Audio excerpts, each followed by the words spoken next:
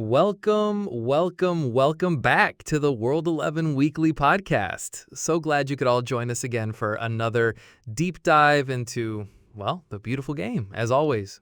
Absolutely, Sean. And for those just tuning in for the first time, I'm Tom, and that, of course, is Sean. And we're here to, just unpack the absolute whirlwind that was the last 7 days in global football.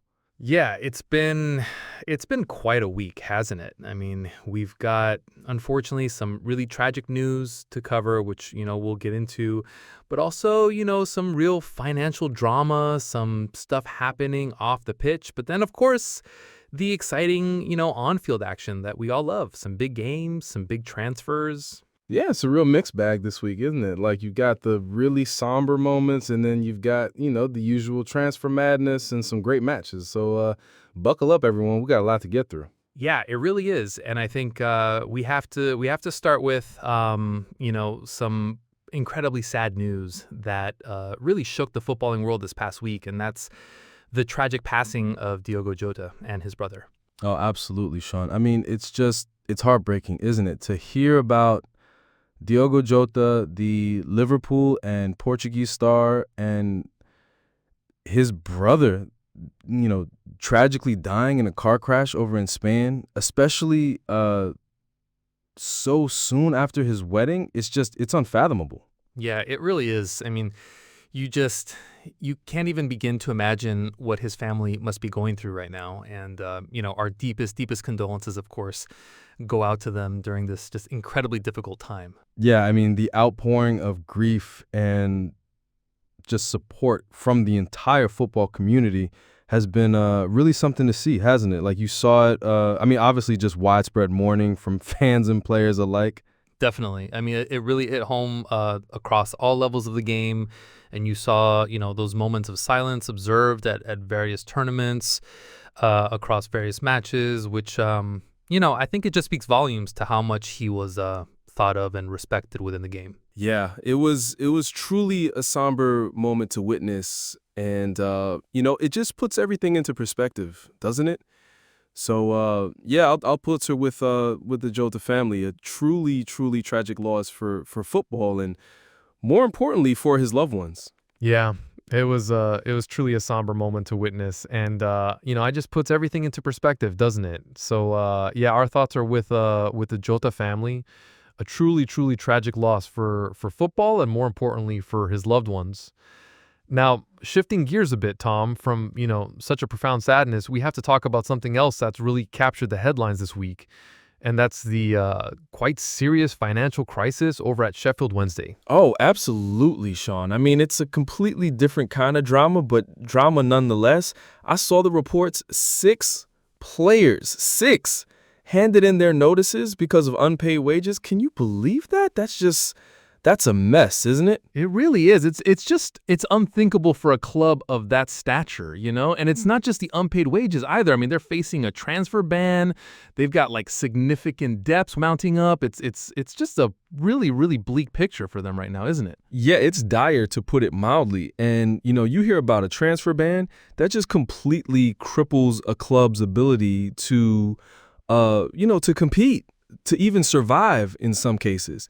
And these debts, too, I mean, it's not just a small sum. It's substantial. Right. And it's sparked, a lot of calls for intervention, hasn't it? Like, people are saying someone needs to step in here. And obviously, it's brought about renewed takeover interest, which, you hope for the fans' sake that something positive comes out of it because, I mean, they've been through a lot over the years. Yeah, for sure. The fans, you really feel for them because they're the ones who, they're the bedrock of the club and they're watching this unfold. And when you talk about intervention, I mean, who steps in and what kind of intervention are we even talking about here? It's a really murky situation. It is. And I guess, the hope is that a new owner or even just some kind of, proper financial restructuring can happen sooner rather than later because, you don't want to see a club like Sheffield Wednesday just completely, fall by the wayside. No, absolutely not. They've got such a rich history, and it would be a real shame to see them, struggle like this for much longer. So fingers crossed that, this renewed interest actually materializes into something concrete and positive for the club. It certainly needs it. Yeah, fingers crossed, indeed. From one kind of drama, which is, the off-field financial kind, we had some pretty intense on-field drama this past week as well, specifically in the Club World Cup. Tom, what caught your eye there? Because, there were some big clashes. Oh, absolutely, Sean. The Club World Cup, it never disappoints, does it? First off, the Bayern versus PSG match, that was a real nail-biter. But, the big talking point, I think, was Jamal Musiala's injury. Just looked really nasty, didn't it? It really did. He's such a talent, and to see him go down like that in a clash with Donnarumma, it was tough to watch. You just immediately think about the impact on Bayern, and of course on him personally. You just hope it's not too serious for him. Yeah, exactly. You never want to see players injured, and especially not key players like Musiala. And, it just changes the dynamic of the game completely. PSG, they did manage to squeak by with that 1-0 window, didn't they? It was a tight one. Very tight. PSG advancing to the semifinals with just a single goal, it speaks volumes about how close that match was. Even with Musiala's injury, Bayern still, pushed them all the way. It was really compelling football, that. Yeah, it really was. And, not just that game. We also had Real Madrid, didn't we? Their match against Borussia Dortmund. That was, that was a proper goal fest, wasn't it? A 3-2 win for Madrid. Yeah, it was, a real back and forth affair. 3-2. That's always an exciting scoreline, isn't it? Real Madrid, obviously, just doing what Real Madrid do, finding a way to win and progress. It sets up, what could be some absolutely phenomenal semifinals in the tournament. Absolutely. And, Dortmund, they put up a good fight, but ultimately, Madrid's just got that extra gear, don't they? Especially in these big competitions. So, yeah, it'll be interesting to see how the rest of that tournament unfolds after those results. A bit of everything, really, from, serious injuries to those narrow wins and then, the high-scoring thrillers. Exactly. And it just goes to show you, doesn't it? The sheer intensity of football at that level. Every game just seems to have its own story. Yeah, it truly does. And speaking of stories, Sean, we've also had the Women's Euro 2025 tournament kicking off, which, that's always a highlight, isn't it? Oh, absolutely, Tom. A big moment for women's football. And, England certainly had a baptism of fire, didn't they, with that opener against France? That was a tough one to watch for the Lionesses fans, I imagine. Yeah, it really was. France, they're always a formidable opponent. And to have them right out of the gate, it's a real test of character, isn't it? You always hope for a slightly gentler start, but that's just the nature of these big tournaments, I suppose. Exactly. And then on the other side of things, we saw Spain just absolutely dominate, didn't we? A 5-0 win over Portugal. That's a statement of intent, if ever there was one. Just, wow, 5-0. Yeah, that was quite the performance. Spain just looked like they were playing on a different level, to be honest. Portugal just couldn't seem to get a foothold. It just shows the strength and depth that Spain have developed in their squad. They're definitely one to watch, aren't they? For sure. They certainly are. And, it's not just about the big teams, is it? We also had a historic moment for Wales making their first appearance in a major tournament. That's massive for them and for the growth of the game in Wales. It's, you love to see it. Oh, absolutely, Sean. These moments are what it's all about. It's not just about the usual suspects. It's about seeing new nations rise and compete on the big stage. You just, you feel that buzz, that excitement for them. It's a huge achievement, really. Yeah, it definitely is. And, something else that was really touching, I thought, across a lot of these matches, actually, was seeing the tributes to Diogo Jota. Even in the women's Euro games, they were observed. It just shows you the universal impact that tragedy had, doesn't it? It really does. It just goes to show, how connected the football world is. Regardless of what league or what gender, everyone just felt that loss. And to see those moments of silence observed in the women's Euros as well, I think it just underscores the deep respect and sadness felt across the board. It's important to remember, Absolutely. A really poignant reminder amidst all the competitive action that, sometimes there's just something bigger than the game. But moving on from the pitches, Tom, there's been quite a bit of movement in the transfer market as well, hasn't there? Some big names finding new homes. Yeah, Sean, it's certainly been a busy week for agents and, players looking for a fresh start or, in some cases, a return home.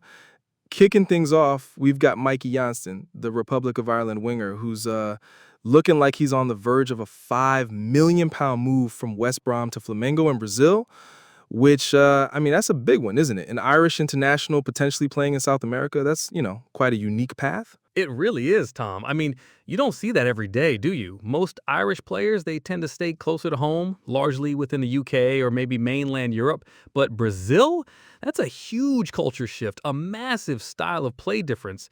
It'll be fascinating to see how he adapts, It's a bold move, I'll give him that. Yeah, absolutely. And it speaks to his ambition, I suppose, trying something completely different. I mean, the Brazilian league is no joke. It's incredibly competitive. So, yeah, definitely want to keep an eye on. But speaking of big moves, Kyle Walker, of all people, has left Manchester City for Burnley, £5 million after 8 years at City. That's quite a statement, isn't it? It is, isn't it? I mean, Kyle Walker, a cornerstone of that Man City defense for so long, and you just sort of assumed he'd, end his career there or maybe move on for something a bit more, shall we say, glamorous. But to go to Burnley for $5 million, it certainly raised a few eyebrows. I guess, he's looking for consistent game time, perhaps a new challenge. Even at this stage of his career, it's an interesting one for sure. Yeah, it truly is. And it's one of those where you think, okay, what's the motivation here? Is it guaranteed minutes? Is it, the chance to be the main man somewhere else? 8 years at City, he's won everything there is to win. So maybe it's just a new chapter, as you say. A fresh challenge, right? Sometimes that's what players need, And speaking of fresh starts, or perhaps a return to familiarity, Demarai Gray. He's rejoined his boyhood club, Birmingham City, from Al Ettifaq on a 3-year deal. That's a nice story, isn't it? Oh, absolutely, Sean. A player returning to his boyhood club, especially when they're in the championship and looking to push up, it always feels a bit special. He'll feel that connection with the fans, I'm sure, and it's a big statement of intent from Birmingham too, bringing a player of his caliber back.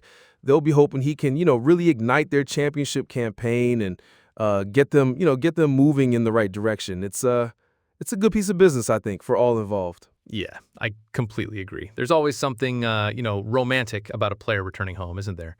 Especially when they've been away for a while and then they come back, mature with more experience. He'll be hoping to make a real impact there, I'm sure. Big expectations on his shoulders. Yeah, absolutely. And, speaking of new chapters and fresh starts, it's not just players moving around, is it? We've also had some significant managerial news this week.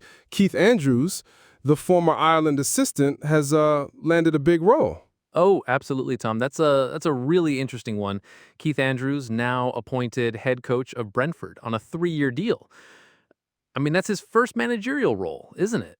That's quite a leap from assistant to the top job in the Premier League. What do you make of that? Yeah, it's definitely a significant step for him. I mean, he's had a lot of experience as an assistant, obviously with Ireland, and he's been around some top coaches, so he'll have learned a lot. But, the buck stops with you when you're the main man. Brentford are a club that, they've got a very distinct philosophy.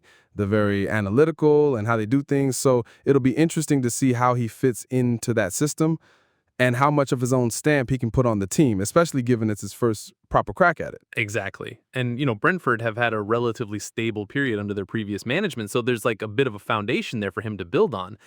But I think the pressure will be immense, won't it? Stepping into those shoes and, making sure he continues that trajectory, it's a huge opportunity for him, I suppose. Oh, absolutely. A huge opportunity. And, it speaks to the club's belief in him, giving him a 3-year deal right off the bat for his first managerial gig. They must see something really special there. And, it's always exciting to see former players, especially ones who are, as intelligent on the pitch as Andrews was, make that transition into management. I'm quite keen to see how he fares. Me too, Tom. It'll be one to watch for sure, seeing how he adapts and how Brentford perform under his leadership. And on that note, I think we're just about out of time for this week's World 11 Weekly, aren't we, Tom? We are, Sean. We are. It's been quite the week, hasn't it? From the tragic news of Diogo Jota to all those big transfers and, of course, the managerial shift with Keith Andrews. Lots to chew on. Absolutely, absolutely. And for everyone tuning in, thank you so much for joining us. We really appreciate you spending your time with us, delving into the world of football. Yeah, thanks for listening, folks. And don't forget, you can always connect with us on our social media channels. We're on X, Facebook, and Instagram. Just search for The World 11 Weekly. Let us know your thoughts on today's topics or anything else football-related, really. Exactly. We love hearing from you, so please do get in touch. And we'll be back next week, same time, same place, with more insights, more drama, and, well, more football, hopefully. Sounds like a plan, Sean. Until then, take care, everyone. Bye for now.